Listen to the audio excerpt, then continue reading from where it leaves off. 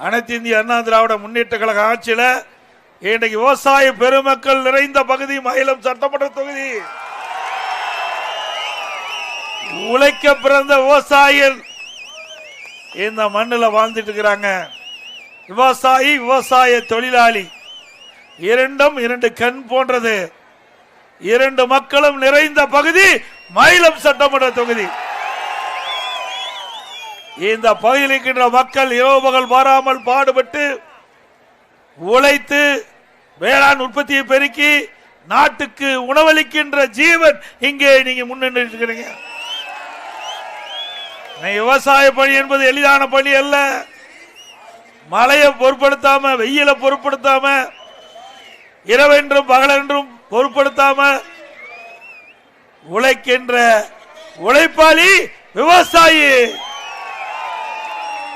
அந்த விவசாயிக்கு, விவசாய தொழிலாளிக்கு இந்த ஆட்சியில எந்த பயனும் கிடைக்கல.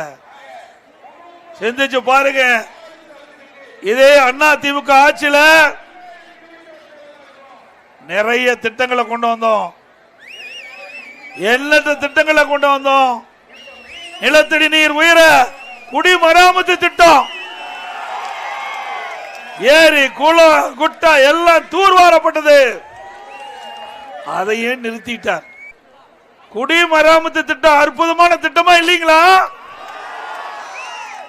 மழை காலத்துல பெய்கின்ற நீரை ஏரி குளம் குட்டையில தேக்கி வச்சு நிலத்தடி நீரை உயர்த்தி குடிப்பதற்கு தேவை நீர் கிடைக்குது, விவசாயத்திற்கு தேவை நீர் கிடைக்குது. அந்த திட்டத்தையும் ரத்து பண்ணிட்டார். அதற்காக 1240 கோடி முழுக்க முழுக்க விவசாயிகள் பங்களிப்போடு அந்த திட்டத்தை கொண்டு வந்து நிறைவேற்றணும். நீங்க மூடிட்ட